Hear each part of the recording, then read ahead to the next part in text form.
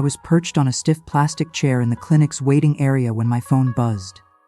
Angela, my only child. Her voice slid across the line, flat and unfamiliar. Mom, we're flying to Europe tomorrow. I've already sold your beach cottage and the truck. We needed the cash. Bye. Click. 5 years of scraped knees, midnight fevers, and silent loans tossed away in 8 seconds. I inhaled, slow and steady, and a small smile curved my lips. Because my sweet girl had missed one detail. My name is Antonia Brooks. I'm 71.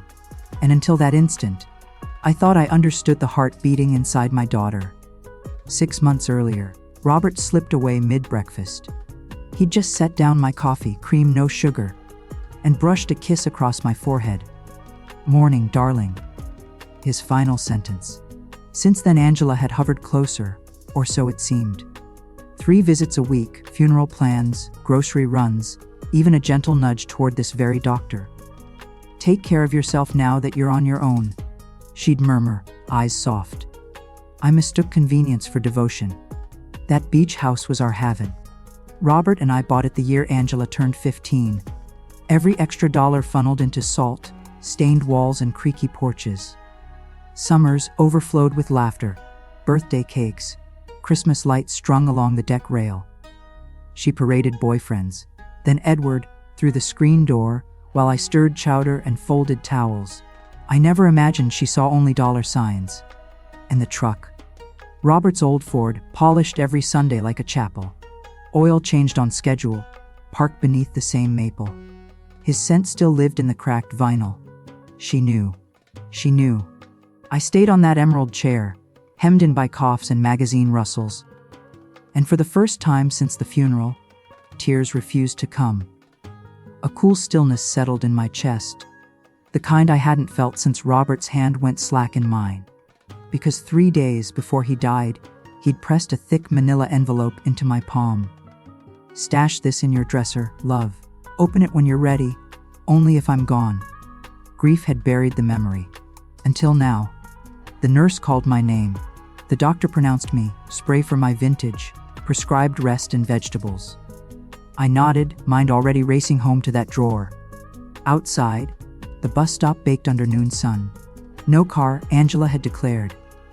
I almost laughed aloud, poetic really. She believed she'd strip me bare. Robert, my quiet strategist, always played the long game. On the ride, city blocks blurred past tidy lawns, hurried shoppers, lives stitched with private heartaches. I cradled my own secret like a smooth stone. At the house, I went straight to the bedroom, slid open the drawer, and lifted the envelope. Robert's careful script spelled my name across the front. I sank onto our bed, dusk pooling in the corners, and eased the flap open like unwrapping fragile china. Inside, deeds, certificates, a letter in his fountain, pen blue.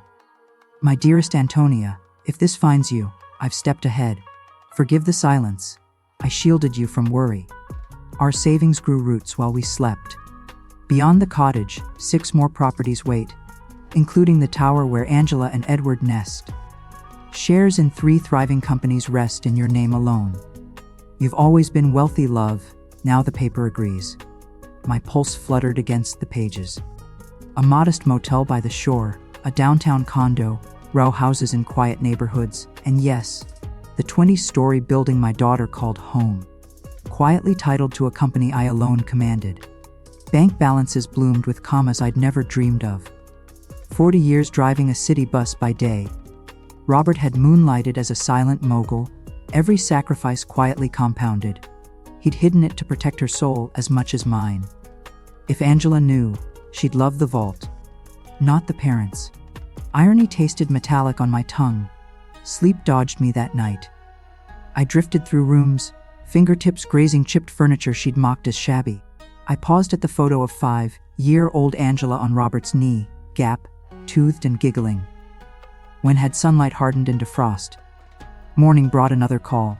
Angela's voice dipped into syrup. Mom, just confirming. We wired your portion from the sales. 30%. Enough for a smaller place while we're abroad. Edward's opportunity is once in a lifetime. 30% of my own life. How magnanimous. We'll board this afternoon, she chirped. 6 months, maybe longer. We'll find you something cozy when we return. Safe travels, sweetheart. Click. Laughter spilled out of me, startled, rusty, real. She'd plundered me with a smile, financed wanderlust on my memories, then patted my head like a charity case. The sting wasn't the money. It was the effortless discard. I checked my account. Their generosity mocked me in round figures. The cottage fire sold, the truck pawned for pennies. From my window I watched them tumble into a cab. Edward wrestling designer luggage. Angela clutching a leather carry. On that cost more than my first car. They never glanced up. The taxi vanished in a puff of exhaust. I brewed tea, spread Robert's empire across the kitchen table, and dialed Mr. Peterson, the attorney who'd pressed a condolence card into my hand at the cemetery. Tomorrow morning works perfectly, Mrs. Brooks. That night Robert visited my dreams, folded in his armchair, newspaper rustling. He looked up, eyes twinkling. Time to rise, darling. Time to remind them who you are. I woke before dawn, chose the burgundy dress he swore made me regal, pinned my hair, dusted blush across cheekbones grief had hollowed. The mirror returned a woman I recognized, steel beneath silk. Mr. Peterson's office smelled of leather and lemon polish. When I slid the documents across his desk, his eyebrows climbed toward his hairline. Robert was a genius, he whispered. You, Mrs. Brooks, are the sole heir of a small empire. I know, I said, voice steady. Now tell me how we teach a lesson without raising our voice. The beach house sale was never lawful. Angela had no authority to sign away what was mine. We can void it today, Mr. Peterson said, eyes widening behind his glasses, and file fraud charges against your daughter. I shook my head. No courtroom drama. Not yet. I want silence and precision. Can you keep my name off every paper until I say otherwise? He leaned forward, intrigue. You're the client. Tell me the moves. Reclaim the cottage quietly. Secure iron-clad control of every property, especially the tower where Angela sleeps. No ripples, no whispers. 3 weeks, maybe 4, he promised. Don't. I stepped out of his office lighter, as though I'd shed 6 months of grief in the elevator. Downtown bustled. Briefcases, coffee steam, ordinary heartbeats. But inside me a new rhythm had started. The weeks that followed were deliciously strange. To the street, I remained the fragile widow Angela had abandoned. Behind curtains, I was a silent empress reclaiming an empire. Mr. Peterson phoned every few days with clipped updates, liens dissolved, titles transferred, signatures forged in darkness undone. Mornings, I lingered over coffee at the same scarred table where Robert used to butter my toast. Then I strolled the block in my faded cardigan, accepting casseroles and pitying glances. Aurora cornered me beside the geraniums. Antonia. Word is Angela jetted off and left you high and dry. How will you manage, dear? Robert didn't leave much. I smiled into the watering can. I'll be all right, truly. She patted my arm, relieved the tragedy wasn't contagious. Wednesday brought triumph. Cottage is yours again, Mr. Peterson said. Buyers refunded. No fuss. The apartment tower needs 2 more weeks for direct control. I hung up and caught the coastal bus alone. The route Robert and I knew by heart. The little cream house sat unchanged. Pots of petunias on the steps like polite apologies. I perched on the opposite curb, memories washing over me. Angela at 7, shrieking as waves chased her ankles. Robert flipping fish while I sliced tomatoes. Edward's first awkward dinner. All of it bartered for plane tickets. A man emerged, keys jangling. You all right, ma'am? Just visiting ghosts, I said. Knew the old owners. Shame what happened. Daughter claimed the mother was dying. Needed a quick sale. Felt like robbery. Turns out it was. If he only knew the half. That night I added the truck to the list. Angela had waived a power of attorney I'd signed in a fog of funeral forms. Deception.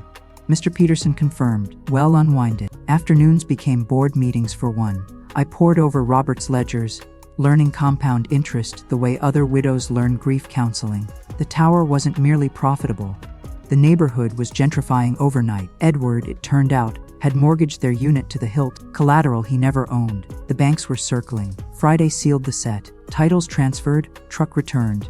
Buyer was my golf buddy, took a modest fee and walked away happy. You're whole, Mrs. Brooks. One last play, I said. Draft an eviction notice for the tower unit. Deliver it the day Angela lands. A pause. You're certain? She evicted me with a 2-minute call. Fair's fair. Aurora arrived, breathless that evening. Edward's drowning in debt. Used the apartment as collateral, but the bank says it's not his to pledge. Angela's flying home alone. No business opportunity. He just ran. Lifted my teacup to the stars. Thank you, Robert. Saturday confirmed it. Angela touched down solo. Edward vanished into some European sunset. Mr. Peterson timed the letter perfectly. Delivered Tuesday dusk by the doorman's white-gloved hand. Wednesday 800 m. My phone rang. Mom. Her voice cracked like thin ice. I got an eviction notice. 30 days. From some company. Robert Investments. It's a mistake, right? I let the silence breathe. Robert Investments doesn't ring a bell, sweetheart. You okay?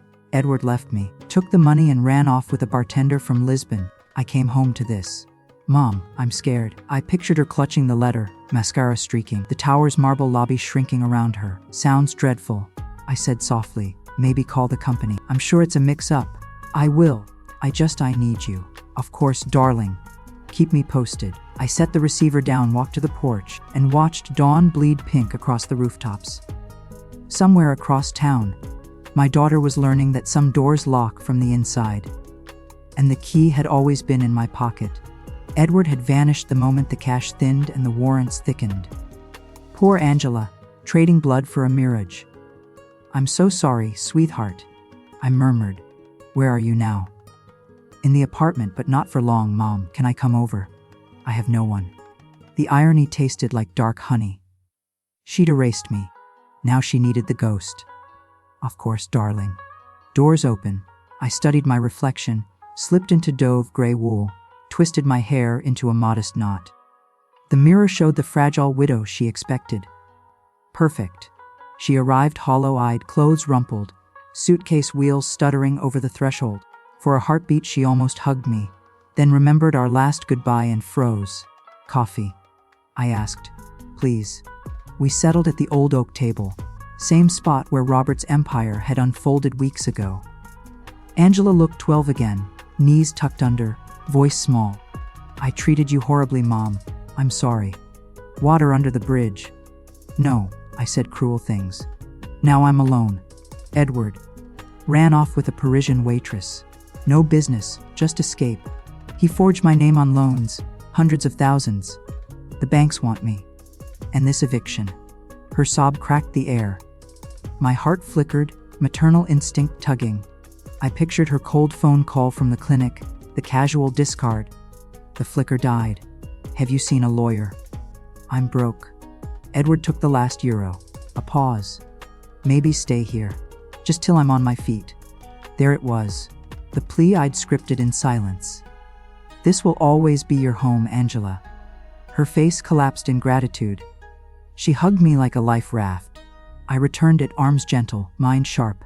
She left to fetch belongings. I dialed Mr. Peterson.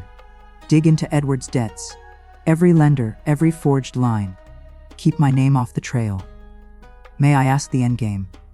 I'll save her, I said. But first she learns what falling feels like. I uncorked the wine Robert saved for anniversaries. The game was afoot. Next day she moved in. 2 suitcases, 1 cardboard box, pride in tatters. I watched her fold designer blouses into her childhood dresser and felt the exquisite sting of justice. Found this in the condo, she said, producing a slim manila envelope. My name in Robert's ink. My pulse skipped, but I kept my face puzzled. Odd. Edward must have overlooked it. Inside, Antonia. If Angela's hurting, box 247 holds help. Use wisely. A safety deposit box, she breathed. Dad had secrets. Tomorrow, I said, letting hope bloom. Dinner was her penance. Over-salted pasta, trembling hands. She spilled the European saga forged signatures. Vanished husband, the 100,000 lips. In chains. I thought he loved me, she whispered. I ruined us both. Love blinds, honey. I sold your memories for a liar. Real remorse. Raw, unpolished. Almost enough, almost. Morning found us at the bank. Box 247 yawned, open velvet trays of jewels, emeralds, pearls, gold heirlooms glinting like accusations. A ledger pegged them at 200,000. Angela gasped. We're saved. Family history, I cautioned. Well, sell most, she decided. Pay the worst debts, buy you the cottage back. I let her haggle with jewelers, watched her whittle legacy into spreadsheets. Painful, necessary surgery. She netted 180,000, less than hoped, enough to staunch the bleeding. Prioritize collateralized loans, she recited. Proud student of ruin. Mr. Peterson rang that night. Edward's in Paris, fake marriage for residency. We have proof of deliberate fraud. Angela can be severed from the debts, but legal fees run 50,000 with no guarantee. Prepare the papers. Bill me. Silence until I say. Angela sat among glittering remnants, engagement ring spared, grandmother's necklace clutched like a rosary. Dad would hate me, she said. He'd want you home. How do I fix this? Not yet. Days later, Mr. Peterson called again. Proofs ironclad. Angela's signature forged with intent to defraud. She's clear. Shall I file? Hold, I said. One more act. That evening I found her on the porch, jewels boxed for sale, eyes swollen. I'm selling tomorrow, she said. Then I'll rent a room, leave you in peace. I sat beside her, took her hand. Angela, look at me. She did, scared, small. I have something to tell you. I laid the full portfolio on the swing between us, deeds, statements, the tower's title in Robert Investments, Inc. My company. The beach house, the truck, 6 other properties, millions in silence. Her mouth opened, soundless. You sold what was already mine, I said gently. The eviction, my letter, the jewels, a test.